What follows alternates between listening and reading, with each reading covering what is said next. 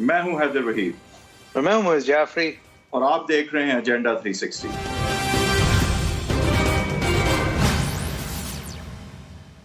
Welcome to agenda 360۔ Kashmir کے انتخابات جو ہیں وہ اختتام پذیر ہوئے، شور مچا روایتی طور پر جس طرح مچتا ہے۔ انکمبنٹ جو پارٹی تھی اور اب اپوزیشن میں وفاق میں ہے پی ایم ایل نون کی طرف سے، پیپلز پارٹی کی طرف سے بھی بڑا شور مچا کہ دھاندلی ہوئی ہے اور غلط ہوا ہے، لیکن جب ڈسٹ سیٹل ہوئی تو اس پیپلز پارٹی کی تو 11 سیٹیں تھیں جو کہ ریسپیکٹیبل ہے ان دی اپوزیشن۔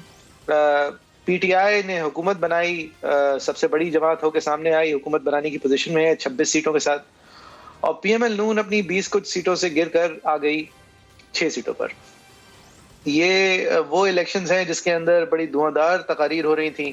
ہمارے شو کے اندر بھی ہم نے بھی تجزیے کیے تھے اس کے حوالے سے کہ تقاریر تو بڑی زبردست ہیں، اور لگ رہا ہے کہ ایک سی چینج شاید ہو جائے گا، اور پتہ نہیں شاید یہاں پہ الیکٹورل وکٹری بھی ہو جائے، میدان مار لے شاید پی ایم ایل نون، لیکن 6 سیٹیں۔ اچھا، جو پی ایم ایل نون کے جاتے ہوئے لوگ ہیں ان کی ہم ذرا آپ کو باتیں بھی سناتے جائیں۔ یہ پرائم منسٹر آزاد کشمیر تھے فاروق حیدر صاحب، ان کی کیا رائے ہے اپنے لوگوں کے حوالے سے؟ اپنے الیکٹوریٹ کو غلامانہ سوچ کہہ رہے ہیں، جس کے وہ خود پرائم منسٹر تھے پچھلے 5 سال۔ دوسرے ہیں یہ اسماعیل گجر صاحب، یہ بھی پی ایم ایل نون کے ہیں۔ ان کو ایک ہوتا ہے نا ہار تسلیم کرنا، اسپورٹس مین اسپرٹ، آپ ذرا ان کو سنیں۔ ایک ایسے وقت پہ کہ جب کشمیر کو ہندوستان نے انیکس کر لیا ہو، اس کی کانسٹیٹیوشنل آٹونومی ختم کر دی ہو، اس وقت یہ جوش خطابت بھی ایک چیز ہوتی ہے، لیکن خودکشی پھر شاید اس طرح ہوتی ہے۔ بہرحال ایسی بات کریں گے، اور فواد چوہدری صاحب جیسے لوگ جو ہیں وہ اس کا فائدہ نہ اٹھائیں، ایسا کیسے ہو سکتا ہے؟ فواد چوہدری صاحب، ابھی مہم کے دوران خصوصاً مسلم لیگ نون کے کیمپ سے جس قسم کی ہندوستان کی مدد کے حوالے سے گفتگو ہوئی، وہ بڑی قابل شرم تھی، اور یہ جو ایک فوج کے خلاف اور ایک پاکستان کے نیریٹو کے خلاف جس قسم کی مریم نواز شریف نے ایک بیانیے کے اوپر کیمپین کی، اس کا نتیجہ ہے کہ آج مسلم لیگ نون کو جو وہاں پہ حکومت میں تھی، حکومت کی جماعت تھی، اس کو بدترین شکست کا سامنا کرنا پڑا۔ میں یہ سمجھتا ہوں کہ اصولی طور کے اوپر اگر نون لیگ اور پیپلز پارٹیز کوئی ان میں رمق بھی ہے پارٹی کی، تو ان کو چاہیے کہ وہ بلاول بھٹو سے اور مریم نواز شریف سے استعفیٰ لے لیں۔ خود بھی ان میں اگر کوئی تھوڑی بہت سیاسی طور کے اوپر کوئی شرم ہے، اور اتنی بڑی شکست کی ذمہ داری انہیں قبول کرنی چاہیے۔ اچھا یہ بڑا دلچسپ ہے، کیونکہ ایک طرف تو بادی النظر مریم نواز شریف کی ہی ناکامی پیش کی جا رہی ہے بنا کر، حالانکہ جلسے ان کے بہت بڑے تھے، استعمال ان کو جلسے کے اندر کراؤڈ پلر کے لیے ہی کیا گیا تھا، جلسے انہوں نے بہت بڑے بڑے کر دیے۔ پھر بھی اگر شکست ہوئی تو الزام ان کے سر پہ رکھا جا رہا ہے۔ یہ کیوں رکھا جا رہا ہے، یہ بڑی دلچسپی ہے۔ اور فواد چوہدری صاحب بھی بلاول بھٹو اور مریم نواز صاحبہ کو دونوں کو ایکول طرح کے فیلئر کہہ رہے ہیں، حالانکہ اس وقت پی ایم ایل نون کا جو بیانیہ ہے جس کے بیسس پہ ووٹر آئے یا نہ آئے فیصلہ کرے گا، وہ ایک جلسے تک محدود تو مریم نواز صاحبہ ہیں، لیکن ورنہ تو بیانیے کے سرکار اس وقت شہباز شریف صاحب ہیں۔ وہ بیانیہ ہے یا نہیں ہے، یا وہ خدمت گاری ہے، یا وہ جو بھی ہے، لیکن شہباز شریف صاحب کی ہے۔ اچھا، لیکن مریم نواز صاحبہ پہ کیوں الزام لگ رہا ہے؟ اب 2 الگ الگ طرح کے تجزیے سامنے آ رہے ہیں۔ ایک یہ کہہ رہا ہے کہ دیکھیں جی، مریم صاحبہ جو ہیں ان کو مزید کمزور کرتی ہے یہ الیکٹورل ڈیفیٹ، اور جو کہ ایک حد تک کرتی بھی ہے، لیکن ساتھ ہی ساتھ شہباز شریف صاحب کے ہاتھ مزید مضبوط کرتی ہے اگر پارٹی کے اندر دھڑے ہیں۔ اور شہباز شریف صاحب بھی اس چیز کو سامنے لاتے ہوئے خبریں آ رہی ہیں کہ جیسے وہ بڑے ناراض ہیں اور استعفیٰ دے دیں گے اگر مریم نواز صاحبہ اب چپ کر کے نہیں بیٹھی 1 سال کے لیے۔ دوسری طرف سے یہ تجزیہ سامنے آتا ہے کہ یہ ووٹرز نے آپ کو دکھا دیا ہے کہ اگر آپ اسٹیبلشمنٹ کی بی ٹیم بن کے سامنے آئیں گے تو اسٹیبلشمنٹ کی اے ٹیم کو لوگ ووٹ دیں گے۔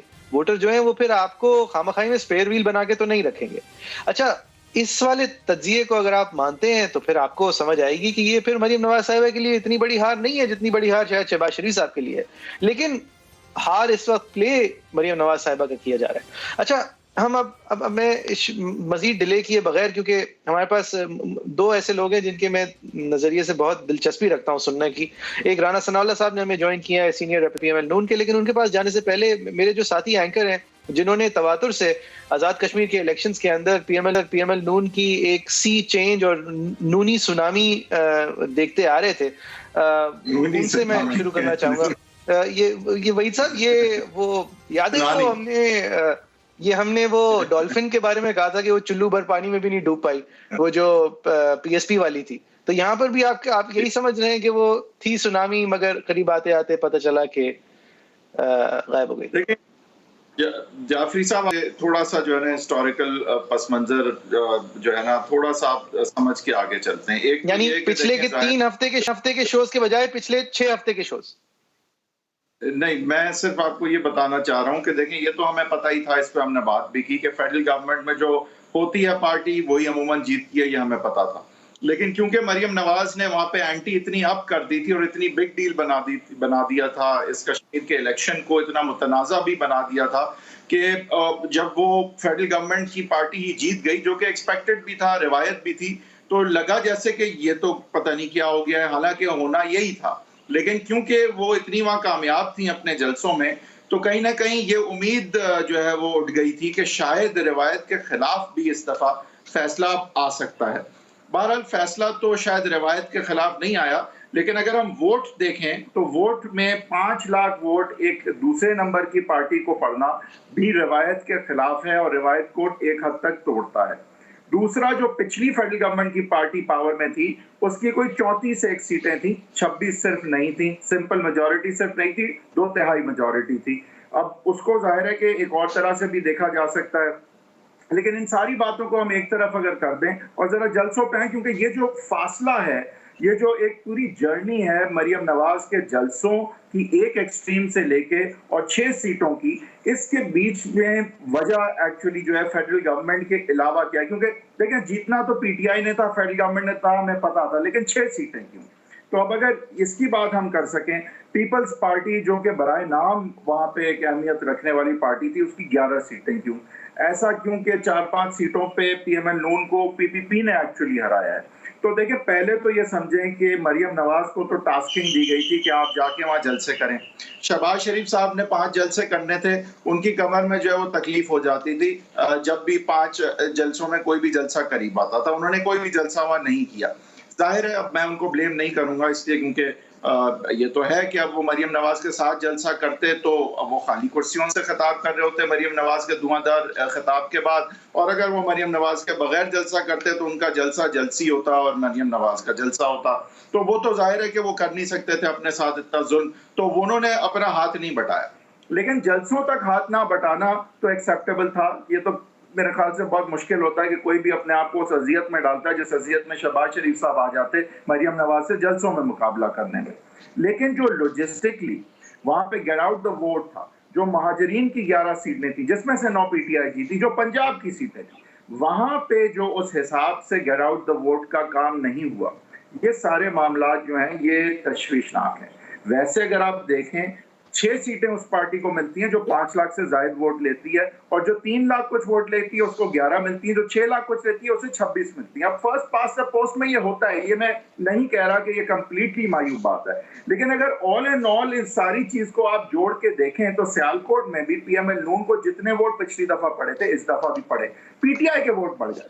अब वो पीटीआई के वोट कैसे बढ़ गए, कैसे बढ़ गए का सफर जो है वो हमें राना सनाउल्लाह खुद बताएंगे और अब उनकी तरफ भी जाएंगे। लेकिन मैं ये जरूर कहूंगा जाफरी साहब कि ये ऑल डूम एंड ग्लूम की जो बातें हैं मैं इससे कंफर्म नहीं करता, क्योंकि 5 लाख से ज्यादा वोट पड़े में, और सियालकोट में जितने वोट 2018 में पड़े थे उतने ही पीएमएल नून को वोट पड़े हैं। अब ये जो 17,000 या जो भी 1000 एक्स्ट्रा वोट पीटीआई को पड़ गए, इसके बारे में हमें राना सनाउल्लाह साहब भी बताएंगे, जो कि जाहिर है एक बड़ी बैकबोन है, जो वर्कर है पीएमएल नून का पंजाब में, खासकर पंजाब के सदर भी हैं, और पीएमएल नून की कहा जाता है कि जो गेट आउट द वोट है और जो सारी लॉजिस्टिकल सपोर्ट है और जो जलसे हैं वहां अगर मरियम नवाज फेस हैं तो एक्चुअली पीछे से जो सारा काम करते हैं वो राना सनाउल्लाह साहब खुद हैं। जलसों में शायद जो है वो एक उस तरह का इंडिकेटर नहीं होता, क्योंकि जलसों में तो कन्वर्टेड लोग ही ज्यादातर आते हैं, जो वोट दे रहे होते हैं वही आते हैं। तो जो न्यूट्रल्स हैं 10-15% जो स्विंग करते हैं इलेक्शन को, वो क्योंकि जलसों में नहीं आते, तो जलसे शायद एक बहुत अच्छा इंडिकेटर नहीं होते। 1970 से अगर हम देखें जमात इस्लामी के, एमआरडी के, उसके बाद फजल रहमान साहब 2-2 लाख के कराची में जलसे करते हैं, सीटें नहीं जीतते। तो क्या ये जलसों की लिमिटेशन है जो हमने देखी है, या फिर वजह यह कि इतने फार फ्लंग एरियाज में माशाल्लाह आप लोगों ने इतने जलसे किए कि वो एक इवेंट इन इटसेल्फ था, और जरूरी नहीं था कि वो पॉलिटिकल इवेंट था। वहां पे शायद लोगों ने हवेली में और ऐसे फार फ्लंग एरियाज में, नीपा में, बॉर्डर के एरियाज में जहां कभी किसी ने जलसा नहीं किया था, आप लोगों ने बड़े बड़े जलसे किए। तो क्या फिर वो पॉलिटिकल इंडिकेटर नहीं था? کیا وجہ تھی کہ ایک ہسٹورک کشمیر کی کیمپین کے بعد بھی سیٹیں نہیں ملی؟ ووٹ ملے، سیٹیں نہیں ملی، کیا کہیں گے آپ؟ آپ نے جس موضوع پہ جو ہے وہ آپ نے بات کی ہے اور جو کوشچن آپ نے پٹ کیا ہے اس کی وسعت اور گہرائی بہت زیادہ ہے، تو میں کوشش کرتا ہوں کہ یہ مختصر وقت میں اپنی بات کو جو ہے وہ ریلیونٹ کر سکوں۔ دیکھیں، کسی بھی پولیٹیکل کمپین میں، کسی بھی کوئی سیاسی تحریک ہو یا الیکشن ہو، اس میں عوام کو، پبلک ایٹ لارج کو ایڈریس کرنا اور لوگوں کو اٹریکٹ کرنا، لوگوں کو آگاہ کرنا، اس کا طریقہ ایک ہی ہے آج تک، اور وہ طریقہ یہ ہے کہ جلسہ عام کیا جائے اور لوگوں کے ساتھ جو ہے وہ انٹریکٹ کیا جائے، لوگوں کے ساتھ بات کی جائے۔ اور یہ کسی بھی لیڈر کی بڑی خوش بختی اور اس کی بڑی یہ اسٹرینتھ ہوتی ہے کہ وہ اتنا پاپولر ہو کہ لوگ اس کی بات کو آ کے سنیں۔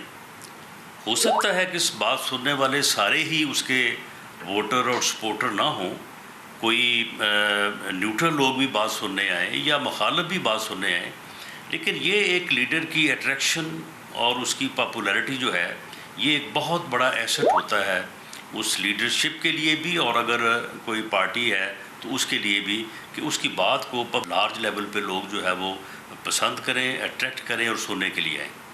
تو ایک تو یہ بات ثابت ہوئی کہ خواہ وہ جی پی کا الیکشن ہو، خواہ وہ آزاد کشمیر کا علاقہ ہو، یا پنجاب کا کوئی شہر ہو، سندھ ہو، یا کے پی کے یا کوئٹہ، مریم نواز جو ہے وہ ایک پاپولر کراؤڈ پولر لیڈر کے طور پہ ایمرج ہوئی ہے، اور وہ پاکستان مسلم لیگ نون کا ایک ایسٹ ہے۔ اب رہی بات کہ آزاد کشمیر کا الیکشن جو ہے، اس میں یہ جلسے جو ہیں یہ کیوں اس طرح سے جو ہے وہ ریلیونٹ ثابت نہیں ہوئے؟ تو دیکھیں، جلسے تو ہوئے، اور جلسے الیکشن کمپین کے آخری دنوں میں ہوئے، اور یہ جو وہاں پہ الیکشن کا رزلٹ آیا ہے، یہ رزلٹ نہ صرف ایک روایتاً جو بات کہی جاتی ہے کہ جو گورنمنٹ ہوتی ہے اسلام آباد میں، اسی پارٹی کو جو ہے وہ وہاں پہ ووٹ ملتا ہے، اور اس بات سے بھی کوئی دوسری رائے نہیں ہے کہ جی اس گورنمنٹ کی پاپولیرٹی کا لیول کیا ہے۔ 2011 میں پیپلز پارٹی جو ہے وہ کوئی اتنی پاپولر گورنمنٹ نہیں تھی، اور اگلے ہی سال جب جنرل الیکشن ہوا تو اس کا سامنا جو ہے وہ کرنا پڑا، اس کو فیس کرنا پڑا۔ لیکن 2011 میں جو الیکشن آزاد کشمیر میں ہوا تھا تو وہاں پہ بڑی کمفرٹیبل میجورٹی جو ہے وہ پیپلز پارٹی نے بھی حاصل کر لی تھی، اور 2015 میں وہ پاپولیرٹی جو ہے وہ ہمیں بھی ملی، حالانکہ اس وقت ہم کئی تنازع میں جو ہے وہ گھرے ہوئے تھے۔ تو ایک تو یہ بات کہی جاتی تھی، اور دوسرا یہ ہے کہ جو سرویز بھی ہو رہے تھے، ان سرویز میں بھی جن لوگوں نے، اور خاص طور پہ میڈیا کے لوگوں نے، اور خاص طور پہ ایسے لوگ جو کہ غیر جانبدار تھے، وہ ان سیٹوں کی جو ہے وہ خبر دے رہے تھے کہ وہاں پہ پی ٹی آئی کا یا حکومت کا اور دوسری جماعتوں کا جو ہے وہ یہ ریشو رہے گا۔ اور دوسرا یہ ہے کہ یہ الیکشن جو ہے، یہ جو صاحب ہیں سنتورس کے مالک اپنا سردار تنویر الیاس، یہ تو 1 سال پہلے سے مینیج ہو رہا ہے یہ الیکشن، اور باریک کام کرنے والے لوگ جو ہیں وہ اس کو بڑے ہی ہنرمندی کے ساتھ جو ہے وہ اس کو مینیج کر رہے تھے، اور یہ چیزیں جو ہیں یہ سبھی کو محسوس بھی ہو رہی تھی، نظر بھی آ رہی تھی۔ تو اگر اتنا کچھ کر کے ٹھیک ہے، لیکن اس سب کچھ کے بعد رانا صاحب الیکشن جو ہے وہ اس کا رزلٹ حاصل کیا ہے، تو کوئی اتنی بڑی یہ میں سمجھتا ہوں کہ پتہ نہیں ہے، لیکن ہاں ہمارے لیے جو یہ بات جو ہے بڑی حوصلہ افزا ہے کہ جہاں پہ کوئی 12-13 لاکھ ووٹ پڑے ہیں، ان میں سے 5 لاکھ ووٹ جو ہے وہ پی ایم ایل این کے بیانیے کے ساتھ ہے، پی ایم ایل این کے موقف کے ساتھ ہے۔ لیکن وہ کس بیانیے کو پڑھے ہیں ووٹ رانا صاحب؟ آپ کے خیال میں یہ اس بات کی عکاسی ہے کہ یا تو پوری بات کریں، یا پھر مطلب ہم جو اسٹیبلشمنٹ کے زیادہ بڑے پرزے ہمیں نظر آتے ہیں ہم انہیں ووٹ دے دیں گے، یا پھر یہ جو ووٹ پڑا ہے یہ مریم نواز صاحبہ کی باتوں کا پڑا ہے، جو کہ باوجود اس کے کہ شہباز شریف صاحب جو ہیں وہ ان کی ڈکشنری میں نہیں ہے اپوزیشن۔ دیکھیں بات یہ ہے کہ بیانیہ تو ایک ہی ہے، بیانیہ جو ہے وہ ایک ہی ہے، اور بیانیہ ہمیشہ وہی ہوتا ہے جو پارٹی لیڈر کا پیغام ہوتا ہے۔ ووٹ کو عزت دو، یا اس کے ساتھ اگر میں اس کی تفصیل میں جاؤں کہ سویلین بالادستی اور جمہوری جو ہے وہ یعنی موقف جو ہے اس کو پذیرائی، اور اسی طرح سے فری فیئر الیکشن، بیانیہ تو یہی ہے۔ لیکن یہ دیکھیں، یہ بات کو خام خواہ الجھایا جا رہا ہے۔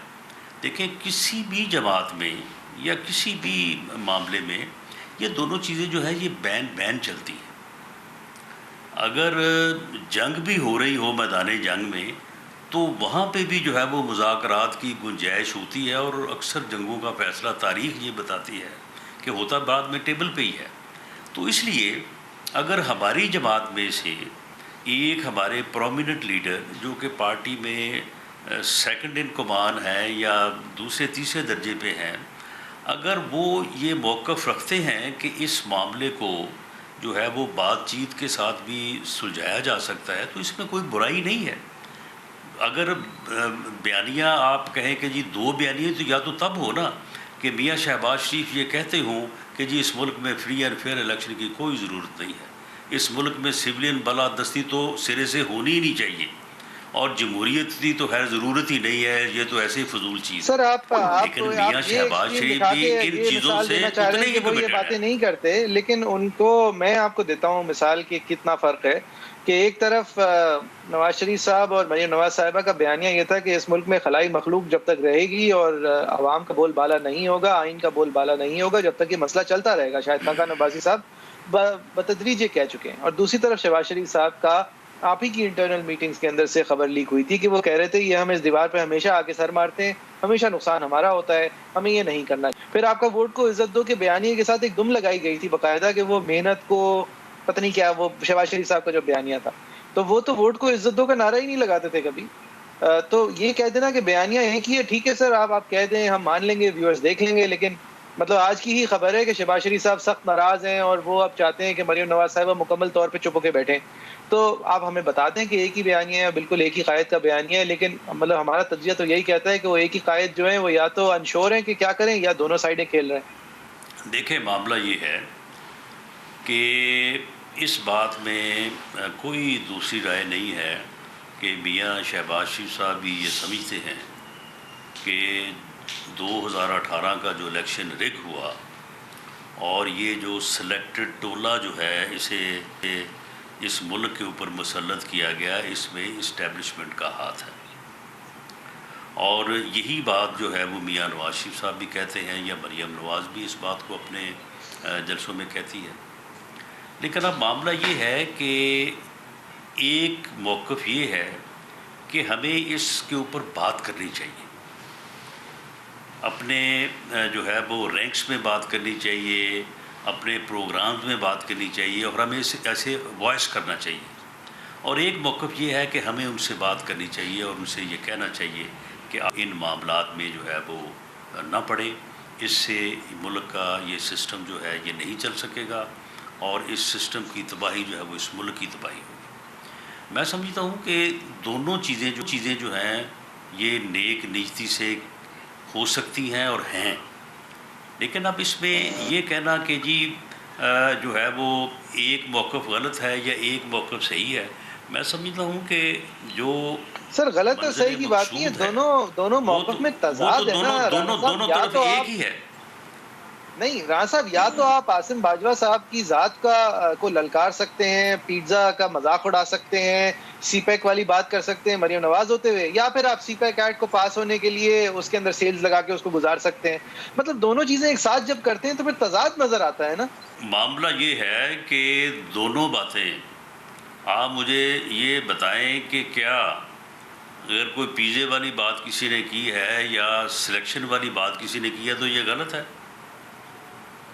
سر میں تو نہیں کہہ رہا کوئی چیز غلط ہے یا صحیح ہے، میں کہہ رہا ہوں کہ پھر ایک ہی سمت طے کر لینا، پھر ایک ہی چیز نہیں، کریں۔ آپ کو بھی کہنی چاہیے نا، نہیں سر، آپ کو بھی کہنی چاہیے۔ لگتا مجھے یہ دیکھیں نا، عوامی رائے جو ہے، آپ لوگ بھی عوامی رائے کو مانیٹر کرتے ہیں، جی میں آپ بھی سمجھتا ہوں سر عوامی رائے لوگوں کو کی عوامی جو رائے ہے آپ کی وہ پارٹی کے بارے میں یہ ہے کہ مریم نواز صاحبہ آتی ہیں 4000 آپ کا جو کارکن ہے وہ جیل چلا جاتا ہے ان کے لیے، وہ باتیں بڑی زبردست کرتی ہیں، شعلہ بیانی سے کام لیتی ہیں، بہترین پبلک سپیکر ہیں اس جنریشن کی، فائنسٹ پبلک سپیکرز میں سے ایک ہیں، اور پھر وہ چپ ہو جاتی ہیں. پھر شہباز شریف صاحب آتے ہیں وہ مساک معیشت کرنا چاہتے ہیں. تو مطلب لوگوں کا یہ خیال ہے کہ یہ شاید یا تو یہ وائر لوس ہے یا پھر یہ آپ فائدہ اٹھا رہے ہیں ان کا، اور جو چیز جہاں نہیں سننی دیکھیں، چاہتی ہے وہاں لوگوں کو سنا دی جاتی ہے. دیکھیں اگر میثاق جمہوریت کی بات کی تھی میاں شہباز شریف نے تو کیا وہ مساک غلط بات کی معیشت سر، تھی؟ اگر مساک اس بات جمہوریت کے کی تو وہ بات کرنے والے نہیں تھے. یعنی میثاق جمہوریت کی بات انہوں نے اس طرح سے کی تھی کہ جس طرح سے میثاق جمہوریت کیا گیا ہے اسی طرح سے اکانومی کا میثاق معیشت بھی جو ہے وہ کرنا چاہیے. اگر ان کی اس بات کو مان لیا جاتا اور ساری سیاسی جماعتیں اپوزیشن اور حکومت سر جوڑ کے بیٹھ جاتی تو آئے شاید جن حالات سے ہم گزر رہے ہیں اور جو تباہی ہو چکی ہے عام آدمی کی، غریب آدمی کی اور ملک کی اکانومی کی، یہ نہ ہوتی تو سب کا بھلا نہ ہو جاتا. تو کیا یہ انہوں نے کوئی بری بات کی تھی؟ اور رہی بات میاں پارٹیاں بھی نواز ہیں شریف کی یا مریم جی نواز صاحبہ کی، آپ مجھے یہ بتائیں کہ اگر وہ اتنی ہی بات غلط ہے تو پھر لوگ کیوں اتنا اٹریکٹ کرتے ہیں؟ ٹھیک ہے رانا صاحب ایک بریک لیتے ہیں یہاں پر. بریک کے بعد جب پھر سے حاضر ہوں گے تو اس یہ نون کے بیانیے اور نون کی ایک ہی ہونے اور نون کے سب لوگوں کے ساتھ ہونے کی مزید بات کریں گے.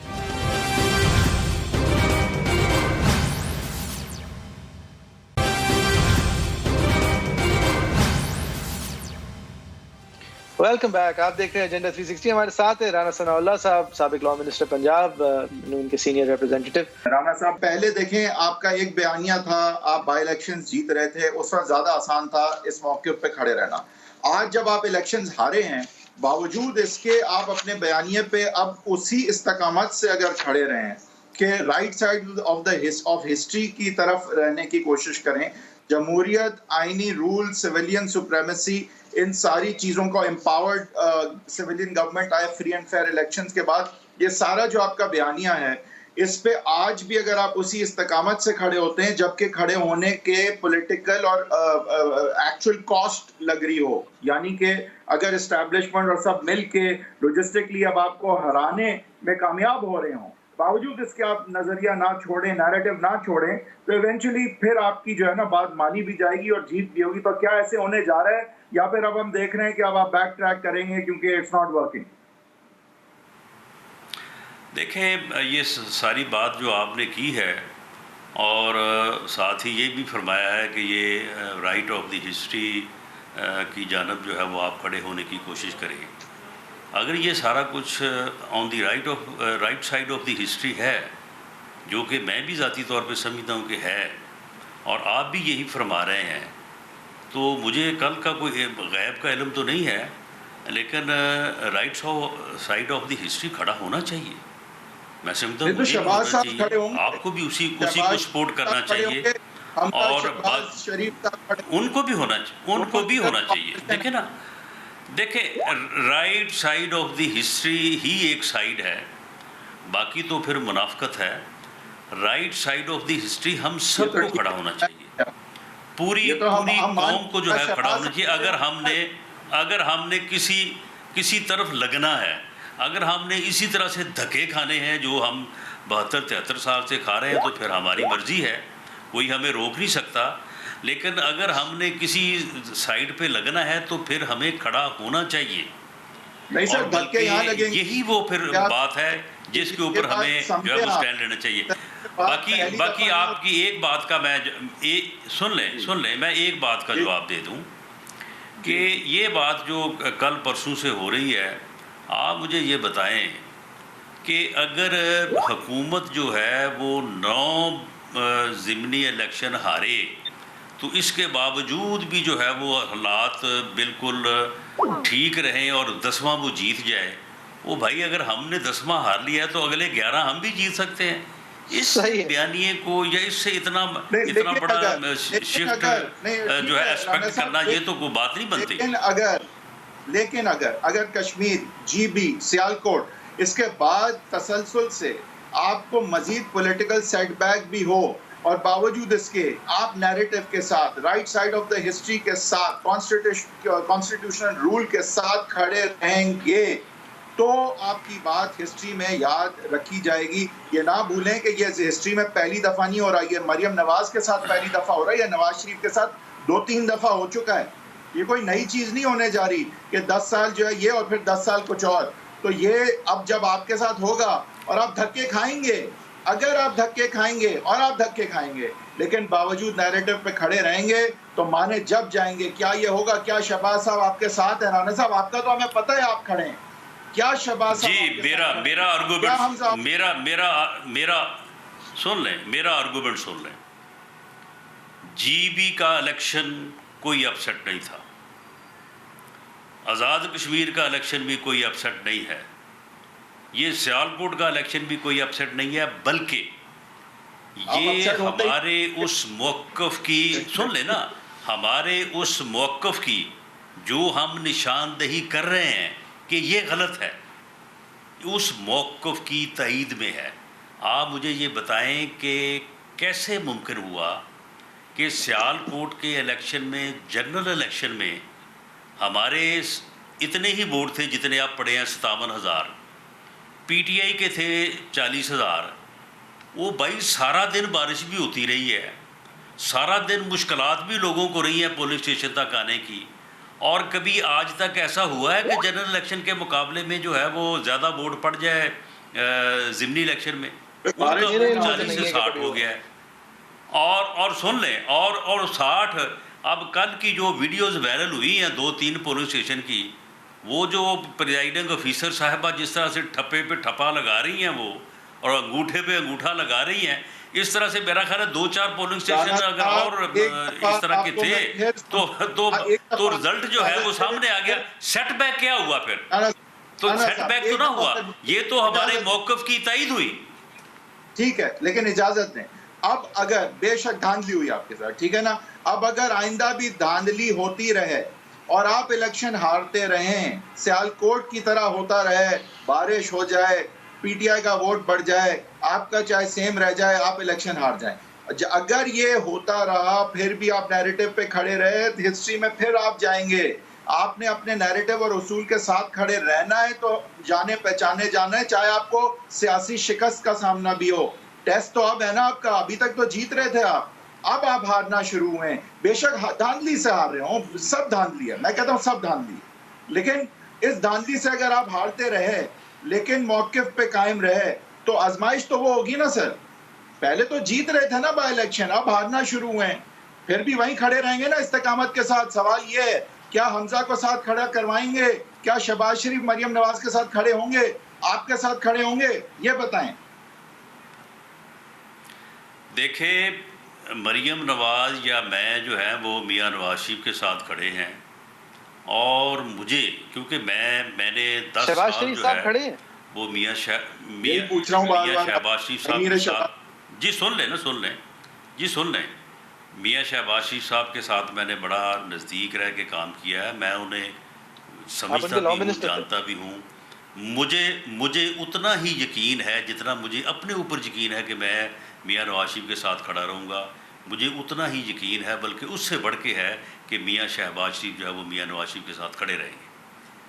سر, جو شخص آپ سے پہلے یہاں تخت نشی تھا اسے بھی اپنی خدائی کا اتنا ہی یقین تھا. بڑی بات ہے, آپ کا بڑا اعتماد ہے شہباز صاحب پہ, شہباز صاحب پہ پہلے بھی لوگوں کا اعتماد رہا, وہ پورے ہوتے. یہ شہباز شریف نے ایک دفعہ نہیں, 10 دفعہ اس نے پچھلے 20, 25, 30 سالوں میں ثابت کیا ہے اس نے. جی, لیکن میں کچھ اور کہہ رہا ہوں, آپ بالکل صحیح, وہ دغا نہیں دیں گے نواز شریف کو, اس میں مجھے کوئی شک نہیں ہے سر. لیکن پھر دوسرا سوال یہ ہے کہ نواز شریف صاحب کیا اور اس کو وہ میاں صاحب کو باور تو کروائیں گے نا, انہیں کہیں گے تو. لیکن اور سن لیں, نہیں اور سن لیں, یہ جس طرح سے مجھے اس بات پہ یقین ہے کہ میاں شہباز شریف جو ہے وہ میاں نواز شریف کے ساتھ کھڑے رہیں گے, مجھے اس بات کا بھی ادراک ہے کہ میاں شہباز شریف مسلسل ان کو کہتے رہیں گے کہ ہمیں کوئی راستہ نکالنا چاہیے, ہمیں کوئی جو ہے وہ صلح کی طرف جانا چاہیے, ہمیں جو ہے وہ محاذ رائی سے اوائڈ کرنا چاہیے, یہ ان کی سوچ ہے. تو رانا صاحب یہ آپ نے بہت زبردست آپ نے سمرائز کر دیا ہے سر. ہم یہ سیگمنٹ ختم بھی کر رہے ہیں, آپ بس یہ سمجھا دیں مجھے پھر کہ تو پھر اگر وہ یہ کہتے رہیں گے اور ساتھ بھی رہیں گے تو کیا اب نواز شریف صاحب ان کی اس حد تک سن رہے ہیں کہ مریم نواز صاحبہ کی نہیں سن رہے؟ میاں نواز شریف صاحب جو ہیں وہ بالکل اس بات کے اوپر بڑے کلیئر ہیں. وہ یہ انہوں نے یعنی 1-2 مرتبہ جب ان چیزوں کے اوپر بات ہوئی ہے ریسنٹ پاسٹ میں, یعنی انہی دنوں میں, انہوں نے کہا ہے کہ میں بالکل نہ میں اقتدار چاہتا ہوں, نہ میں یہ چاہتا ہوں کہ میں کو واپس آ کے وزیر اعظم بن جاؤں. میں نے زندگی میں سب کچھ دیکھا ہے, مجھے اس ملک نے, عوام نے بڑی عزت دی ہے. میں ایک ہی چیز چاہتا ہوں کہ اس ملک میں rule of law, rule of constitution ہو, فری فیئر الیکشن ہو اور سول بالادستی. ٹھیک ہے, صحیح. اگر یہ 16 سے ہوتی ہے, 16 سے ملتی ہے, سن لیں, وہ اگر کہتے ہیں کہ اگر 16 سے ملتی ہے تو 7 بسم اللہ لیں, میں آپ کے ساتھ ہوں. اور اگر 16 سے نہیں ملتی تو پھر ہمیں اپنی آواز تو وائس تو کرنا چاہیے نا, ہمیں بات تو کرنی چاہیے. یعنی کہ آپ مان رہے ہیں کہ نواز شریف صاحب نے اپنے گجرانوالہ والے موقف سے تبدیلی کی ہے, تبدیلی آئی ہے ان کے موقف میں, کیونکہ اس وقت نہیں سوال ہی پیدا نہیں ہوتا, سوال ہی پیدا نہیں ہوتا, سوال ہی پیدا نہیں ہوتا. وہ اس بات پہ ٹھیک ہے رانا صاحب, یا تو آپ یہ مان لیں یا وہ مان لیں, دونوں تو نہیں مان سکتے نا سر, یہ تو بہت زیادہ ہو جائے گا. نہیں, بات یہ ہے کہ اگر گجرانوالے والے موقف کے اختیار کرنے کے بعد اگر کوئی کہے کہ جی ہم ان چیزوں کو, رول آف لا کو, رول آف کانسٹیٹیوشن کو جو ہے وہ ہم اس کو انفورس کرتے ہیں, تو پھر کیا ہمیں صرف تقریریں کرنے کا شوق ہے؟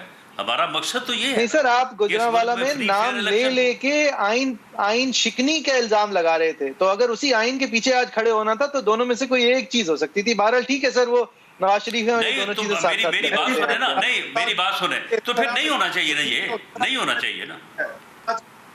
جی ہم بھی یہی کہہ رہے تھے سر کہ یہ نہیں ہونا چاہیے نواز شریف صاحب کی طرف سے. بہت بہت شکریہ رانا صاحب آپ کا, thank you very much, as always it's a pleasure to have you. ایک بریک لیں گے, بریک کے بعد جب پھر سے حاضر ہوں گے تو اس کراچی شہر اور کووڈ کی وبا کے حوالے سے بات کریں گے. بہت دنوں سے ہم نے اس ٹاپک کو نہیں چھیڑا ہے, اس لیے کہ نمبرز بھی بہتر ہو رہے تھے, لیکن اب ایک بہت الارمنگ سچویشن ہے ہمارے شہر میں. ایک بریک کے بعد.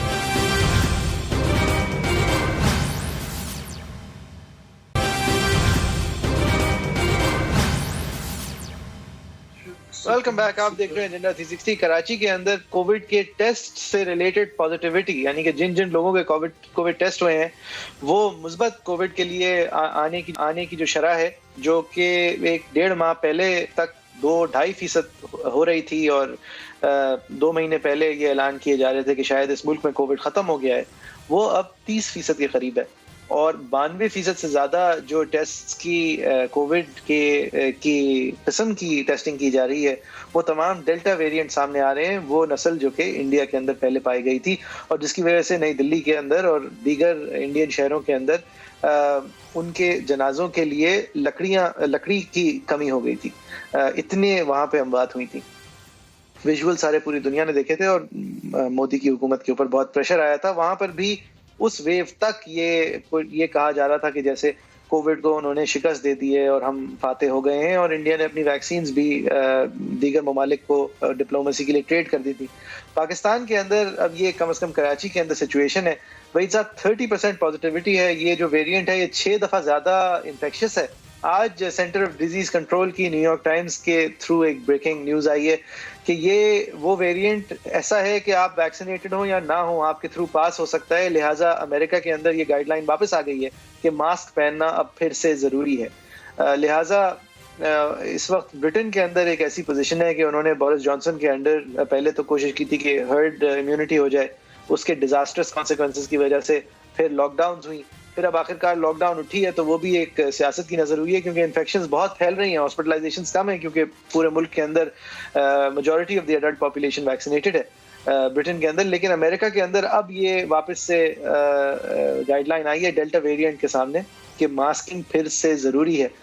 پاکستان کے اندر لیکن اور کراچی کے اندر ایک بار پھر سے ہمارے ہسپتال بھر رہے ہیں, ویکسینیشن ڈرائیوز جو ہیں وہ تاخیر کا شکار ہیں، لیکن نمبرز جو ہیں وہ بہت بڑھ رہے ہیں. اور اگر آپ کراچی سے باہر جائیں، میں اسلام آباد جاتا ہوں اگر کورٹ کیس کے لیے، تو اسلام آباد میں ایک بالکل مختلف صورتحال ہے. انڈور ڈائننگ کھلی ہوئی ہے، کوئی ایسا سینس آف الارم نہیں ہے، کوئی سینس آف کیئر بہت زیادہ نہیں ہے. میں یہ نہیں کہتا کہ کراچی میں بہت زیادہ ہے، لیکن آن اے گورنمنٹ لیول بھی یہ کرائسس جو ہے اس وقت کم از کم کراچی ہارڈسٹ ہٹ ہے. دیکھیں ایک چیز پہ ہمیں کم سے کم اگری کرنا چاہیے. ایک طرف جو ہے وہ NCOC کہتی ہے کہ لاک ڈاؤن کمپلیٹ نہیں ہونا چاہیے، سندھ حکومت تجویز دیتی ہے کہ ہونا چاہیے. لیکن ایک چیز ہے جس پہ بھی مسٹ آل اگری، اور وہ یہ ہے کہ ہم نے اس وائرس کے سپریڈ کو کم سے کم اتنا ریٹارڈ اور اتنا سلو تو کرنا ہے کہ لوگ آکسیجن ڈھونڈنے کے چکر میں خدا نہ کرے جو ہے وہ وفات نہ پا جائیں. یعنی ہمارا جو ہیلتھ کیئر سسٹم ہے وہ اتنا محدود ہے کہ اس کو مد نظر رکھتے ہوئے ہمیں فیصلے کرنے پڑیں گے. ابھی میں اس کی بات نہیں کر رہا کہ کوئی لاک ڈاؤن سے وائرس ختم ہو جاتا ہے، ظاہر ہے نہیں ہوتا، لیکن اس کا سپریڈ سلو ڈاؤن ضرور ہوتا ہے. اور اگر آپ کی ہیلتھ کیئر فیسلٹیز اس لیول پہ ہوں اور سیچوریٹ ہو چکی ہوں جس طرح کراچی میں ہو چکی ہیں، میرے خیال سے ہمارا ایک ایم جس پہ سب کو اگری کرنا چاہیے کہ ہم یہ افورڈ نہیں کر سکتے کہ لوگ آکسیجن نہ حاصل کرنے کی وجہ سے مر جائیں. یہ آج کل کے زمانے میں ایک ٹریجڈی ہوگی. تو دیکھیں زندگی موت تو جو ہے وہ آنی ہے، اور کہیں نہ کہیں ایسی وبا میں وفات بھی ہونی ہے. پاکستان میں ابھی بھی کنٹرول رہی ہے یہ بات. یہ پہلی دفعہ ہے کہ کچھ خطرہ اب نظر آ رہا ہے کہ حد سے آگے نہ بات بڑھ جائے، اور یہ وہی حد ہے جہاں ہم کہیں نہ کہیں جا کے بچ جاتے ہیں کہ ہیلتھ کیئر فیسلٹیز ہماری اوور برڈن ابھی تک اس طرح سے نہیں ہو رہی تھی جس طرح سے آج کراچی میں نظر آ رہی ہیں. اینڈ آئی تھنک ہمارے لمحہ فکریہ سب سے بڑا یہ ہے کہ ہیلتھ کیئر فیسلٹیز آپ کی اگر سیچوریٹ ہو گئیں تو آکسیجن نہ ملنے پہ لوگ مرنے لگے تو اموات بہت بڑھ جائیں گی. And like I said, the politics apart, even your thinking apart, I agree, look, lock down سے وائرس ختم نہیں ہوگا، لیکن سلو ڈاؤن ہوتا ہے، اور اس وقت سلو ڈاؤن کی کراچی میں اشد ضرورت ہے. سندھ حکومت نے ویسے لاک ڈاؤن کا اعلان کر دیا ہے. 8 اگست تک جو ہے انہوں نے واپس سے جو انہوں نے لاسٹ مارچ میں ایک اعلانات کیے تھے، میڈیکل سٹورز اور جنرل سٹورز کھلے رہیں گے. غیر ضروری نقل و حرکت کے اوپر پابندی ہے. جو بھی گھر سے باہر نکلے گا اس کو اپنے ویکسینیشن کارڈ لے کے نکلنا ہوگا. یہ مجھے اس پہ ضرور کچھ کہتے ہیں کہ ہم نے اپنے آفس میں بھی یہ بات دیکھی ہے، یہ بڑا ضروری ہے. دیکھیں اربن ایریاز میں ویکسینیشن اور امیونٹی ان جنرل جو ہے اس کی طرف اگر ہم نے کورسپونڈنگلی قدم نہیں بڑھائے تو پھر لاک ڈاؤن کا سہارا ہی لینا پڑے گا، جو کہ معیشت کے لیے اور ویسے بھی ایک مناسب بات نہیں ہے. ہم نے دیکھا ریسنٹلی کچھ اچھے اقدامات پھر بھی اٹھائے گئے ہیں، جہاں پہ میرے خیال سے سب سے ضروری جو میں ریکمینڈ کروں گا وہ ہے کہ آپ موبائل سم بند کر دیں اس کی جو ویکسینیٹ ہونے کو تیار نہیں ہے. کیونکہ ایک طرف فون کا رکھنا اگر آئینی حق ہے کسی کا، تو پبلک ہیلتھ کی طرف ایک آئینی اوبلیگیشن بھی ہے ہر سٹیزن کی. اس کو بیلنس کر کے ہمیں چلنا ہے، اور ہم سم کا بھی استعمال کر سکتے ہیں اور پبلک ہیلتھ کو بھی توجہ دے سکتے ہیں. یہ دونوں چیزیں ہمیں کرنی ہوں گی. میں سمجھتا ہوں کہ یہ بالکل غیر آئینی قدم ہوگا، اور یہ بھی میں ضرور لیکن سمجھتا ہوں کہ کوئی کورٹ شاید اس کو اعلان کرنے کے اندر دلچسپی نہ رکھتا ہو. لیکن ایکسیس آپ گورنمنٹ بلڈنگز کا بند کر دیں، آپ پبلک پلیسز کے اندر ایکسیس روک دیں. لیکن آپ یہ والی تجویز تھی جب مرتضی وہاب صاحب کی طرف سے آئی تھی تو میں بہت سرپرائز تھا. آپ کی انڈورسمنٹ سے بھی میں سرپرائز ہوں. میں اس کو پوری طرح سپورٹ کرتا ہوں. میں اپنی رائے میں سمجھتا ہوں کہ اس طرح کے اقدامات کے بغیر پاپولیشن آپ کی نہیں ہوگی ویکسینیٹ. اور میرے خیال سے آن بیلنس آئینی حقوق جو ہیں وہ ہمیشہ بیلنس کر کے چلنے ہوتے ہیں. جہاں ایک ختم ہوتا ہے وہاں جہاں دوسرا شروع ہوتا ہے. اگر آپ نے اس طرح کے حربوں کے تھرو ہی پبلک ہیلتھ انشور کرنی ہے تو کہیں نہ کہیں ٹپنگ پوائنٹ آئے گا کہ آپ اس سے زیادہ نہیں جا سکتے. بٹ میرے خیال سے بہت ساری ایسی چیزیں جو آپ ابھی بھی کر سکتے ہیں جو آپ کو کرنی چاہیے، کیونکہ vaccination is the only way. Lock down is not the answer. امریکہ میں ایک بہت بڑا نمبر ہے ہاسپٹلائزیشن کا جو ان ویکسینیٹڈ ہے. مجھے کوئی بتا رہا تھا، اس لیے میں کوٹ نہیں نمبر کرنا چاہتا، کہ وہ نمبر شاید جو ہے 99% کے قریب ہے کہ جو لوگ کی جو اموات ہیں امریکہ میں وہ ان ویکسینیٹڈ کی اس حد تک زیادہ ہیں. یعنی یہ فرق ہے. ہاسپٹلائزیشنز کا 82% ہے. ہاسپٹلائز جو لوگ ہیں وہ جو ویکسینیٹڈ نہیں ہیں وہ 82% آپ 82 لے لیں, آپ 85 لے لیں, آپ جتنا بھی لے لیں, فرق تو ہے نا. دیکھیں ویکسینیشن جی کا جی بہت اثر بڑا تو ہو فرق رہا ہے ہے. نا. میں آپ ہی کا پوائنٹ میک کر رہا ہوں, لیکن میرے خیال سے انکانسٹیٹیوشنل ہے لوگوں کے فون بند کر دینا اس بات پہ کہ انہوں نے ویکسینیٹ نہیں کیا, لیکن میں یہ بھی مانتا ہوں کہ اس کی وجہ سے پھر سب ویکسینیٹ بھی ہو جائیں گے. آپ سمجھتے ہیں کہ سندھ حکومت نے ابھی تک جو این سی او سی سے 2 قدم آگے بڑھ کے اقدام اٹھائے ہیں, اسد عمر صاحب این سی او سی کو ہیڈ کرتے ہیں, ان کی کیا رائے تھی اس لاک ڈاؤن کے حوالے سے, آپ کو دکھاتے ہیں. پورے شہر ہفتوں بند کر دیں, یہ اس مسئلے کا علاج نہیں ہے. سب سے کم سندھ اور بلوچستان ہے 33% کے اوپر. اگر ہم اس انفورسمنٹ کو محنت کر کے, اور میں خاص طور پہ اس وقت کراچی کے پوائنٹ آف ویو سے بول رہا ہوں, اس کے بارے میں بات کرتے ہوئے, اور اس لیے ہم پوری, جس طریقے سے پہلے بھی رہا ہے, پوری مدد دیں گے سندھ حکومت کو. یہ جو بھی ہدایات جاری کی گئی ہیں, جو احکامات جاری کیے گئے ہیں, ان کی زمین پہ عمل درآمد کے لیے, اور اس کے لیے ہمیں جو سپورٹ ریکوائرڈ ہے, چاہے وہ رینجرز ہوں یا فوج ہو, وہ بھی مکمل طور پر مہیا کی جائے گی. ہماری ریکویسٹ جا چکی ہے. ٹھیک ہے, تو اسد عمر صاحب کی طرف سے یہ پوزیشن تھی کہ ویکسینیشن کی ریٹ سب سے کم جو ہے وہ سندھ بلوچستان میں. ایک اور ریکٹ بھی اب شروع ہو گیا ہے وحید صاحب, یہ ایک میسج میرے ساتھ شیئر کیا گیا تھا کہ آپ کو کوئی بھی ویکسینیشن سرٹیفکیٹ چاہیے ہو جو کہ نادرا کے ریکٹ پہ اپڈیٹڈ ہو, وہ مہیا کیا جا رہا ہے 20-30 ہزار روپے اگر آپ دیں. اور اس کے علاوہ ویکسینیشن سینٹرز میں لوگ جا کر اپنی ویکسین ضائع کرا کر ویکسینیشن کارڈ کے اندر لکھوا رہے ہیں کہ جیسے وہ ویکسینیٹڈ ہیں. مطلب یہ میں ہائی لائٹ کر رہا ہوں کہ اگر آپ ڈنڈے کے زور پہ پاکستانیوں سے کام لیں گے تو پھر پاکستانی بھی آپ کو novel methods of putting them selves in danger سامنے لائیں گے. بہرحال یہ ویکسینیشن کے حوالے سے جو مس انفارمیشن اسپریڈ کی کتنے گئی ہزار لوگ دے اور رہے ہیں, کتنے ہزار دے رہے ہیں ویکسینیشن کے سرٹیفکیٹ کے لیے؟ جو میرے پاس میسج آیا تھا وہ 20 سے 30 ہزار روپے. اب کوئی 20 سے 30 اگر ہزار دینے کو تیار ہے نا اس چیز کے لیے, تو آپ سمجھیں کہ بہت کم لوگ ہیں جو ویکسینیٹ نہیں ہوں گے.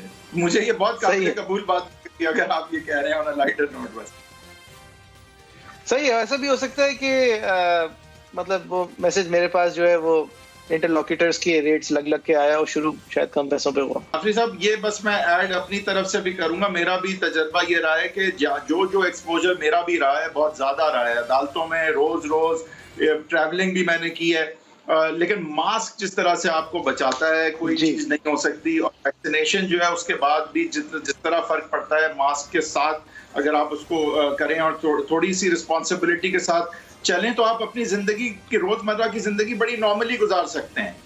بہت کم کمپرومائز آپ کو کرنا پڑے گا اگر آپ یہ چیزیں کر لیں پھر.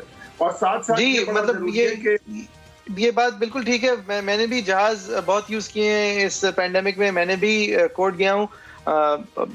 میں بھی یہ اس کو ٹیسٹیفائی کر سکتا ہوں کہ میرے وہ تمام وکلا دوست جن کو ماسک کے اندر گھٹن ہوتی تھی یا ماسک میں آرگیو کرنے میں مزہ نہیں آتا تھا, ان سب کو کووڈ ہو گیا. اور جن لوگوں نے ماسک کا احترام کیا وہ لوگ اور اپنی دیگر زندگی کے اندر کیئر ایکسرسائز کی, تو حالانکہ وہ ایک ہائی رسک انوائرمنٹ میں تھے, وہ محفوظ ہیں. اور خدا کے شکر سے انہوں نے اپنے گھر والوں کو بھی اس سے محفوظ رکھا. اور اب ویکسینیشن کے بعد کم از کم ہم سب کا فرض ہے کہ ماسکنگ اینڈ ویکسینیشن جو ہے وہ ساتھ لے کے چلیں, اور سب باقی لوگوں کے اندر بھی اس علم کو ان کو یہ سمجھائیں. بہت غیر آئینی بات ہوگی بے شک, لیکن اگر آج ہم نے یہ رول بنا دیا کہ اگر آپ کو کووڈ ہوا تو آپ کی سم بند ہو جائے گی یا کسی کو آپ کا فون دے دیا جائے گا, تو آپ یقین کریں کہ مجھے انفیکشن کا ریٹ بہت گرتا ہوا نظر آ رہا ہے. صحیح. آپ لوگوں کی کیا رائے ہے, ہمیں آگاہ کیجیے گا. انشاءاللہ کل ایک بار پھر 7 بجے کے ساتھ ایک نئے موضوع کے ساتھ پھر حاضر ہوں گے.